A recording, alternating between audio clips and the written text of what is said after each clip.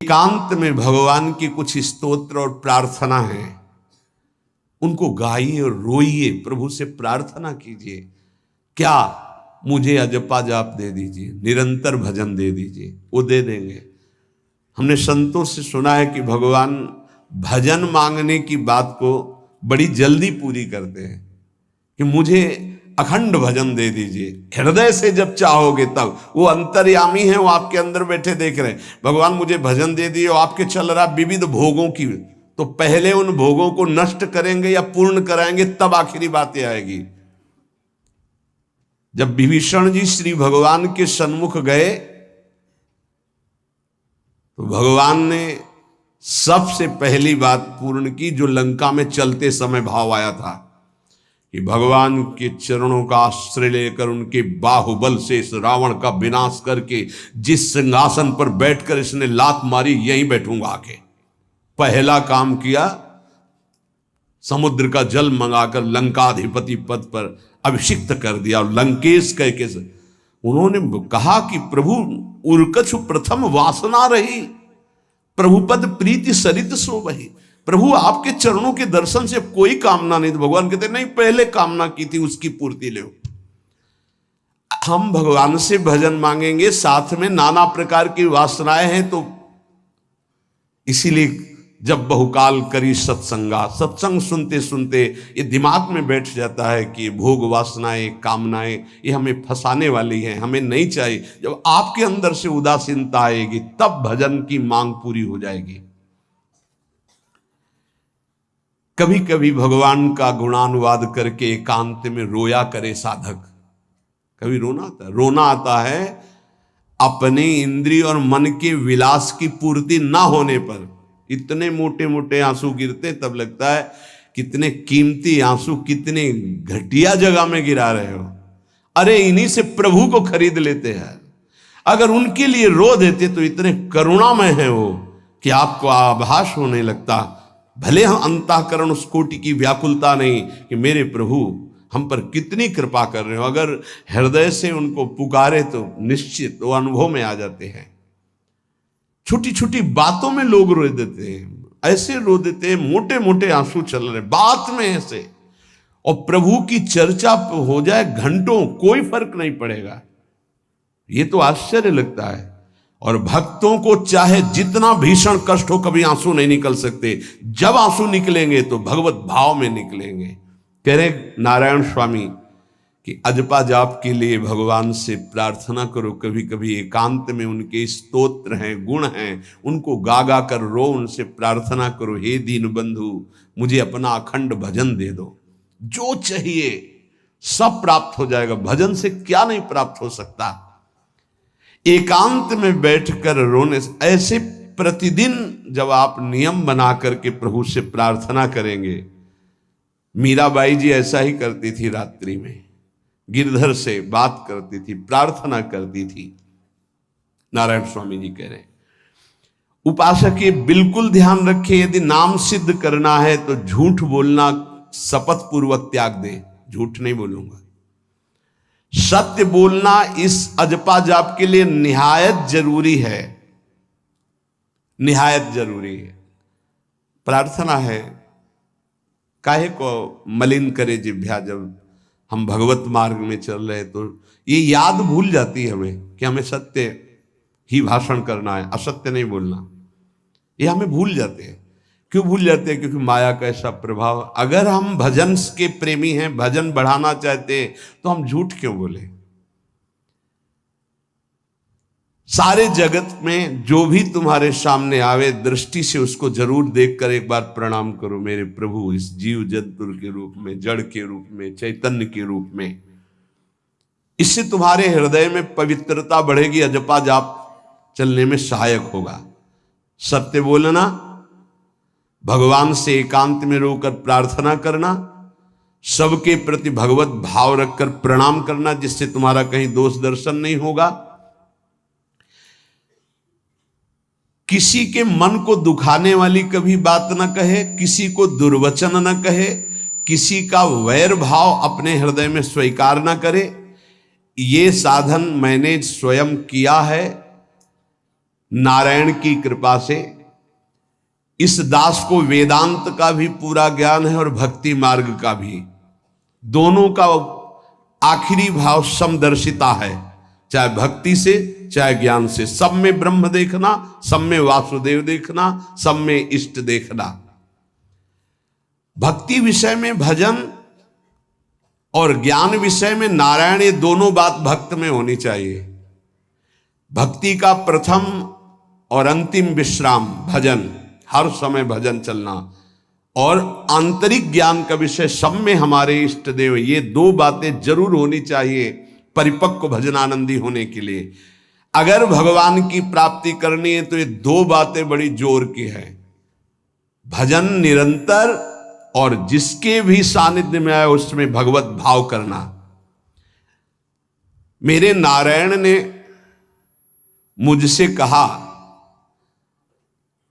वो फरमाया कि उनके पीछे पीछे मैं चलता हूं जो मेरे ऐसे भजन करने वाले भक्त होते हैं।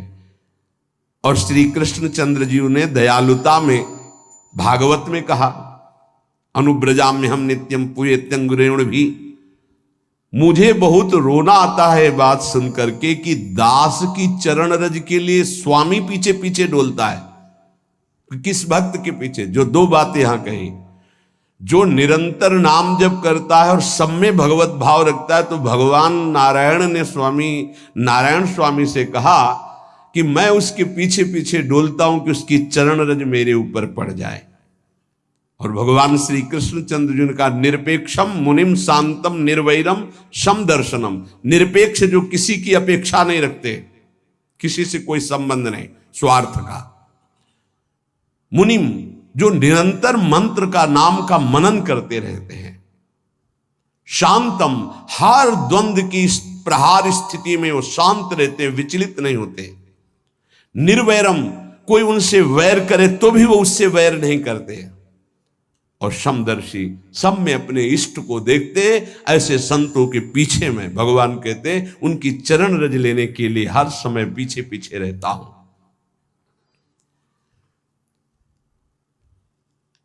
अहिंसा परमो धर्मा शास्त्रों में वर्णन किया गया है।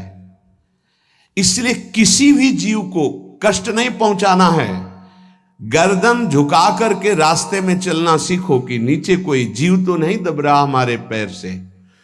शरीर को सावधानी पूर्वक, किसी को दुख न पहुंच जाए मेरे शरीर से। वाणी को संभाल कर किसी के हृदय में बाग बाण ना लग जाए, वाणी का बाण ना लग जाए। बाहर का प्रहार तो सहा जाता है, लेकिन जब हृदय में शब्द चुभता है वचनों का, ये बाण खरकता रहता है। किसी भी जीव को कभी मारना नहीं, वो तुम्हें नुकसान नहीं पहुंचाएगा। गीता वाटिका में सांप निकला, फण वाला कोबरा। राधा बाबा ने कहा, देखो अभी केवल हमने देखा है, अगर और लोग देखेंगे तो आपको पीड़ा पहुंचा सकते हैं। इसलिए एक लकड़ी उठाई और कहा, मैं रास्ता बना रहा हूं, आप इधर से चले जाओ। ऐसे किया, सांप उधर चला। सब में भगवान है। अगर हम भगवत भाव करते हैं तो निश्चित वहां से कोई विरोध नहीं होगा। जब हम भगवत भाव करते तो सर्वात्मा भगवान वहां विराजमान, कैसे आक्रमण करेंगे? जैसे रत्नावती जी के लिए माधव सिंह ने जंगली शेर पिंजड़े में बंधवा कर वहां लाए और ऊपर से बालकनी से पिंजड़े का ऐसे खींच दिया गया। शेर बाहर निकला दहाड़ता हुआ, और वो पूजा में थी ठाकुर जी के। संतशाला में बहुत से संत विराजमान थे। दासी ने कहा, महारानी सावधान, सिंह। आरती करने जा रही थी, मुड़ी और कहा, नहीं सिंह नहीं, नृसिंह। हमारे भगवान नृसिंह देव पधारे। और थाल लेकर मुड़ी तो जैसे सीधी गाय ऐसे खड़े हो गए। तिलक लगाया, आरती की, प्रणाम किया। सिंह घूमा और छलांग मारी ऊपर, जो बालकनी में राजा के पार्षद उसको बंदी बना करके लाए, सांप को फाड़। और जंगल में किसी संत को, रत्नावती जी को या किसी को, वहां कोई क्षति नहीं। लेकिन जो उनकी क्षति के लिए लाए थे, उनके लिए वो सिंह, इनके लिए वो भगवान नरसिंह।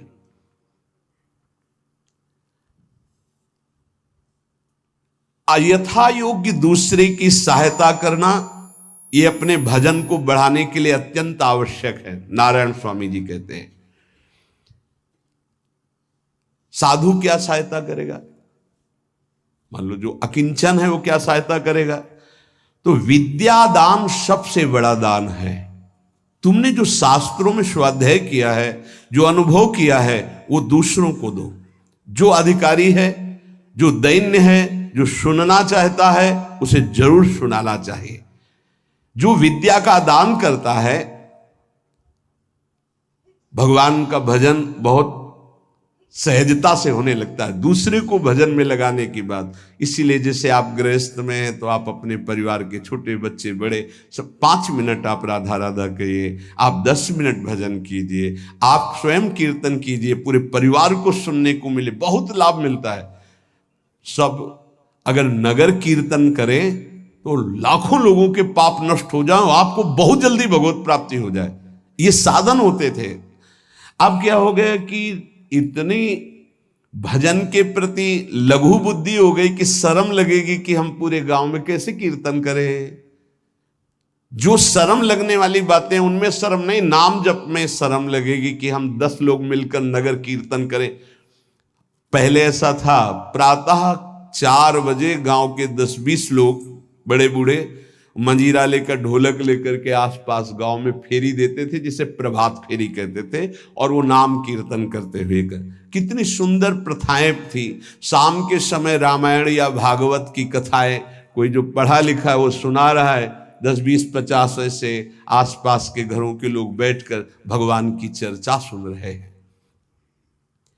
ये जरूर करना चाहिए, जो भजन के लिए बहुत उत्साह बढ़ता है। ध्यान करते समय, भजन करते समय मन तुम्हें घुमा घुमा कर माया में फंसाएगा। नारायण स्वामी का अनुभव, तुम्हें उसको घुमा घुमा के भजन में लाना है, ये युद्ध करना है। मन ने जो मांगा वही हम देने के लिए तैयार हो जाते हैं। ध्रुवदास जी कहते हैं, मन अब तक तूने जो कहा मैंने किया, मैं जो कहता हूं तुम्हें करना पड़ेगा। थोड़ा तो हिम्मत लाओ मन से लड़ने के लिए, और किसी से लड़ने की जरूरत नहीं। मन को जीत गए तो सच्चे गुरु बन जाओगे। मन को जिसने चेला बना लिया वही सच्चा गुरु नहीं। मन के सब चेला हैं, कोई बिरला ऐसा है जो मन को अपने शिष्य बना ले। बहुत ध्यान दीजिए, लाखों बार प्रश्न आते हैं ये। मन जब तुम भजन में बैठोगे तो घुमा घुमा कर माया में मारेगा, आपको वहीं गिराएगा। तुमको ये करना है कि उसे घुमा घुमा कर नाम में लाना है। चल राधा राधा राधा, तेरी एक बात नहीं सुनेंगे। इस साधन के करने से मन की शक्ति जो विषय भोगों में फंसाने वाली है वो कम हो जाती है। ध्यान दीजिए, बड़े अनुभवी महात्मा है नारायण स्वामी। बार बार जब आप अपने मन को संसार की तरफ जाते हुए से घसीट कर नाम में लाएंगे तो कमजोर पड़ जाएगा और वो तुम्हारे अधीन होने लगेगा। मन जिसने अधीन कर लिया वो साक्षात भगवत स्वरूप हो जाता है। मन मारिया तन बस में की ना, हुआ भरम सब दूर। बाहर से कछ दिखत नाही, अंदर चमके नूर। आपो त्याग जगत में बैठे नहीं किसी से काम, उनमें तू कछु अंतर नाही, संत कहो चाहे राम। वो भगवान का स्वरूप हो जाते हैं। मन की प्रत्येक स्फुरणा पर ध्यान रहे, वो तुम्हें संसार की तरफ घुमा घुमा कर मारेगा, तुम्हें घुमा के नाम में लाना है। ये साधन तुम्हें अजपा जाप में स्थित करेगा। मन रूपी दर्पण को साफ करना है। जो जो वासना आवे उस वासना को नहीं भोगना है। इससे मन रूपी दर्पण साफ हो जाएगा। जैसे जैसे तुम वासनाओं को भोगते हो वैसे वैसे मन के ऊपर परत चढ़ती चली जाती है मल की, और जैसे जैसे तुम वासनाओं को नहीं भोगते हो तो मन निर्वासनिक होता जाता है। भोगने से सुख नहीं मिलेगा, ना भोगने से सुख मिलेगा। भोगने से शांति नहीं मिलेगी, ना भोगने से शांति मिलेगी। त्यागात शांतिरंतरम, अब बहुत बुरा बैठ गया है ये हमारे हृदय में कि हमारे मन में जो आए वो भोग मिल जाए, हम सुखी, बड़ी कृपा। बोले जब से भजन शुरू किया बड़ा चमत्कार, जो चाहते हो जाता है। दुर्भाग्य, ये कोई सौभाग्य है? जो मन चाहे वो पूर्ण हो जाए, सौभाग्य नहीं है। फिर वो तुमको अधीन करके जो तुम नहीं चाहोगे वो भी करवा लेगा। सौभाग्य है कि मन जो चाहता है वो हम नहीं करते। जो शास्त्र में लिखा है, गुरु आज्ञा, वही मन की बात मानते हैं। अभ्यास करते करते वासनाएं कम होने लगती, फिर वासनाएं नष्ट हो जाती, फिर स्फुरणा ही नहीं होती, अजपाजा प्रारंभ हो जाता है। विक्षेप यही वासनाएं पहुंचा रही भजन में। भजन से जो महासुख मिलता है तुम्हें कैसे बताऊं, नारायण स्वामी कह रहे हैं। मन को वश में करने पर जो सुख मिलता है वो ब्रह्मा को भी सुख नहीं है। अब आप सोच लीजिए, मन के अधीन होने पर दुर्गति तो सब देख रहे हैं, लेकिन मन को वश में करने पर जो सुख है वो परमेष्ठी पद ब्रह्मा में भी नहीं है। इसीलिए भक्त कहता है, न पारमेष्ठ्यम न महेंद्र धिष्णम, नहीं चाहिए देवराज इंद्र का पद या ब्रह्मा का पद। ऐसा सुख स्वयं मिल गया क्योंकि मन अधीन हो गया। इसलिए इस दास ने स्वामी नारायण की कृपा से इस मन को अधीन किया। नेत्रों से जलधारा बहने लगी और हर समय नारायण की छवि नेत्रों में बस गई और जिह्वा ने प्रबल रूप धारण कर लिया, नारायण नारायण नारायण नारायण। अभी जिह्वा प्रबल रूप, समोसा, चटनी, ये वो कैसे नाम मीठा लगे। राधा नाम सुधा रसम, पानी आया मुंह में? नहीं। राधा नाम सुधा रसम, पानी आया मुंह में? नहीं आया। वह भी गरम गरम समोसा, चटनी, ये या अमुक चीज या अमुक, मुंह में पानी आ जाएगा, क्योंकि हमारी जिह्वा का स्वाद बिगड़ गया। बोले हमारी जिह्वा प्रबल हो गई, किस बात में? रुकी नहीं रही, राधा राधा राधा राधा, जैसे राधा बाबा की। नारायण स्वामी जी कह रहे नारायण नारायण नारायण। हमने इसको कैसे वश में किया? बाजार में जाता, मिठाई की दुकान के सामने खड़े होता और जो सब चीज दिखाता और फिर कहता नारायण नारायण नारायण, कुछ नहीं मिलेगा, चलो। फल की दुकान में जाता, जगह जगह इसको हर चीज दिखाया, कुछ नहीं दिया, ये हमको जलाया, वो हम नारायण नारायण के द्वारा इसको शांत किया। माया ने हर चीज मंगवाकर हमारे सामने रखी पर नहीं खाया। ध्यान दीजिए, महापुरुष अपने इसको लिखने के पहले उन्होंने लिखा है कि मैं कोई लेखक नहीं हूं, मैं उन साधकों के लिए जो भगवत साक्षात्कार करना चाहते हैं उनके लिए रात्रि में अपने प्रिय नारायण का भजन रोक करके कुछ बातें लिख रहा हूं। अगर इनको स्वीकार करोगे तो आपका भी अजपा जाप चलने लगेगा, आप भी भगवत साक्षात्कार कर लेंगे। जब हमने देखा कि बहुत सुंदर सुंदर भोजन बन करके हमारे सामने माया भेजने लगी, नारायण भेजने लगे, ऐसा नहीं कह रहे, देख लो साधक की चतुरता देखो। माया हमारे सामने अच्छा अच्छा भोजन पकवान, पर मैं कभी उन अच्छे भोजन को नहीं पाता, मामूली साधारण उससे निकाल करके भोजन पाता। जितने सिद्ध हुए हैं उनकी रहनी यही है। मिठाई, चरफरा, स्वादिष्ट जवान पर ना रखने का नियम ले लिया, ये बड़ी बात है।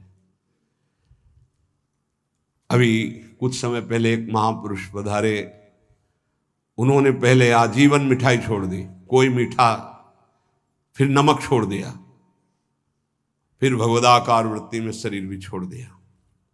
क्या महापुरुषों ने पाया है कि हम प्राण और शरीरों को इस सब कुछ समझते। पहले ही बता दिया था 3 दिन पहले कि अमुक समय में शरीर छूटेगा, और हंसते खेलते सबके सामने शरीर समाधिस्थ होकर छोड़ दिया। मिठाई, स्वादिष्ट चरफरा चाहते हैं अजपा जाप, लेकिन गुलाब जामुन पा करके, बढ़िया बढ़िया पदार्थ पा करके, भाई इनका प्रभाव है, ये भजन में नहीं लगने देंगे, देख लेना, भजन में नहीं लगने देंगे। और अभी 10 दिन केवल हमें समय दो आप, फिर हम आपको देखेंगे कि आप कितना भरपेट भोजन पाते हैं। किसी भी मिठाई में चीनी नहीं पड़ेगी और किसी भी दाल या कढ़ी में नमक नहीं पड़ेगा, मिलेगा सब कुछ। खीर भी मिलेगी, गुलाब जामुन भी मिलेगा, पर चीनी नहीं होगी। दाल भी होगी, सब्जी होगी, कढ़ी होगी, पर नमक नहीं होगा, चलेगा। 10 दिन बाद आप देखो अगर पेट न पचकने लगे तो स्वाद ही नहीं मिलेगा। ये क्या हो रहा है? ये जवान को संभालना है अजपा जाप के लिए। वो गोस्वामी तुलसीदास जी ने भी कहा है, अगर लोन बिना सब्जी और ऐसे सीठा भोजन तो बहुत जल्दी नाम सिद्ध हो जाए। तो हम कह रहे चलो ऐसा नहीं सही तो पर सात्विक और थोड़ा पाना सीखो। देखो माया की व्यवस्था में कमी नहीं रहेगी, व्यवस्था तो बहुत जोर की होती रहेगी, आप चिंता ना करें। खाते खाते मर जाएंगे, भोजन कम नहीं होगा, ये सृष्टि का क्रम है। आप अपने अगर जिह्वा को आपने विविध प्रकार का स्वाद दिया तो इस दास ने जो अनुभव किया कि नाम जप नहीं चल पाएगा निरंतर। नारायण स्वामी कह रहे हैं देख लो, नाम चलाना है या रसेंद्री, थोड़ा नमक कम हो, नमक डलवा। अरे यार कभी कभी तो साधु को ऐसा सौभाग्य मिलता है कि नमक ना हो, कभी ऐसा बिगड़ा है चुपचाप दबा के प्रसन्नता से मन की इंद्री को नहीं, शांत, कैसा भोजन, बहुत प्रसाद, बहुत सुंदर था। कभी ऐसा, कभी नमक ना हो, कभी कम नहीं मांगना चाहिए, कम से कम थोड़ा तो कभी कभी अवसर मिले ऐसा। कभी खीर बनाओ, चीनी ना डालो, देखो ना बिल कभी ऐसा। फिर देखो खीर कौन मांगता है? एक दोना के बाद मान लो उपदेश हो गया कि तो एक दोना के बाद खीर नहीं, वो अजपा जाप के लिए खीर मना है अजपा जाप के लिए। ये रसेंद्री का विलास बहुत विचित्र, बहुत विचित्र है। खाते खाते मीठा शुगर हो गया, खाते खाते परेशान, लेकिन फिर भी रसेंद्री नहीं मानती। जो निरंतर भजन करना चाहता है उसे 24 घंटे गुरुजनों के द्वारा बनाई हुई दिनचर्या में ही रहना चाहिए। एक दिनचर्या कोई पकड़ लीजिए, एक आज्ञा पालन कीजिए। अगर 100 आज्ञा ना पालन करने की सामर्थ्य आ जाए तो बताना, एक कोई आज्ञा पालन कर लीजिए, वो 100 आज्ञा पालन, और एक आज्ञा उल्लंघन कर दीजिए, 100 आज्ञाओं से आपको नीचे गिरा देंगे। एक दिनचर्या पालन कर लीजिए, आप अपने मन को आज्ञा पर लगा दीजिए, एक दिनचर्या पालन कर लीजिए। कौन सी दिनचर्या ऐसी कठिन है जो आप पालन नहीं कर सकते? मैंने एक यूरोप का आदमी था, वो बहुत अमीर था। वो मरते समय घर वालों को कहा कि मैं एक वसीयत लिखा है, वो मुझे पढ़ने को मिली उस दिन। पूज्य नारायण स्वामी जी कह रहे हैं उसमें कोई रुपया पैसा की वसीयत नहीं थी। उसने एक बहुत मोटे अक्षरों में शब्द पूरा खाली, पूरी डायरी खाली, केवल एक शब्द, और कहा मैं ये वसीयत आप लोगों को लिखकर, time is money in the world. सही शब्द है कि गलत है? वर्ड होगा, हाँ, क्योंकि ज्यादा पढ़े लिखे। Time is money in the world. दुनिया में सबसे बड़ी संपत्ति समय है। दुनिया में सबसे बड़ी संपत्ति समय है। जब से मैंने ये पढ़ा तो इस दास ने समय की सदैव कद्र की है, हर समय को सार्थक किया है। या निरर्थक करने में समय की सार्थकता समझ रहे हैं। निरर्थक सोना, निरर्थक बातें करना, बिना भजन के जो सेकंड गया व्यर्थ गया। बहुत सुंदर बात है। जिसने समय की कीमत पहचान ली वो सबसे बड़ा संपत्तिवान। Time is money in the world. संसार में समय ही सबसे बड़ी संपत्ति है। समय की सदुपयोग वृत्ति राधा राधा राधा राधा।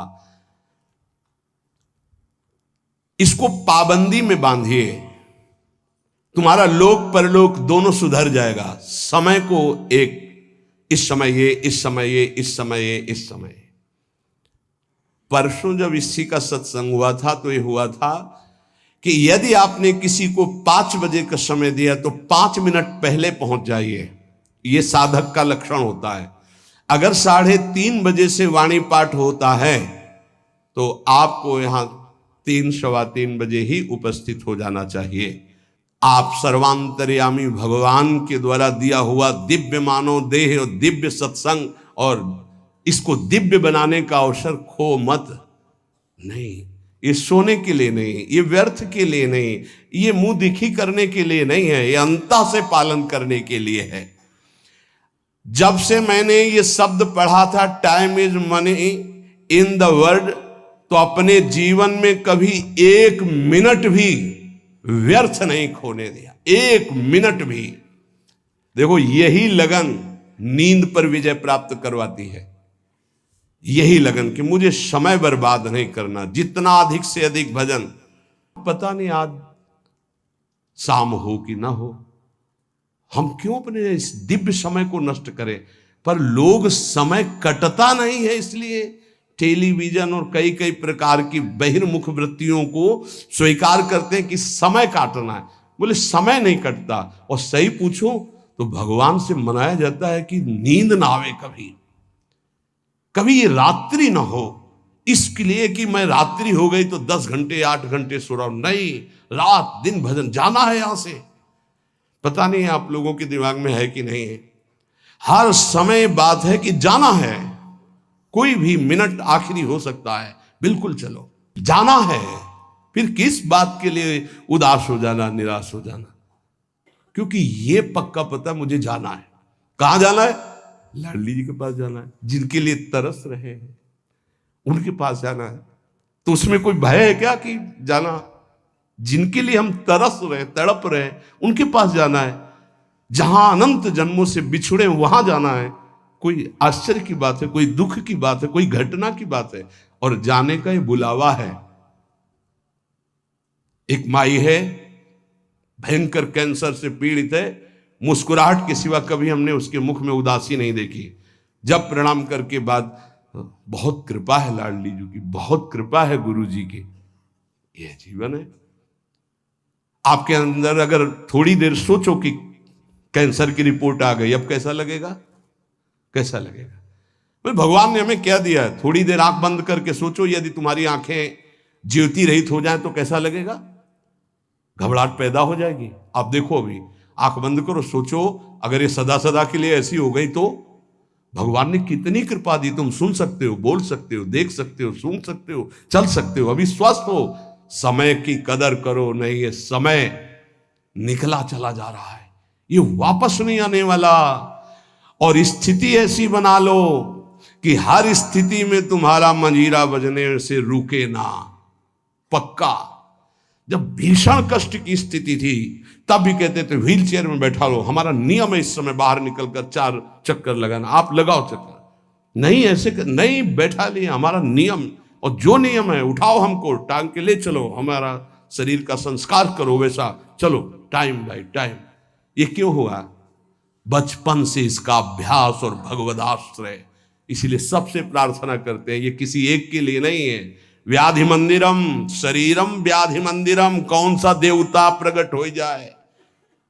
किडनी फेल कर, कितने प्रकार के रोग हैं भैया। और एक बार जहां रिपोर्ट आई कैंसर, खत्म खेल, भजन साधन सब खत्म, चेहरे का रंग बदल, दिल बोले ब्लॉक हो गए इस दोनों नसें। अब वो परेशान है, अरे ब्लॉक नहीं, फेल हो जा, पास हो जा, इसमें क्या जाना। राधा राधा हर समय तैयार है।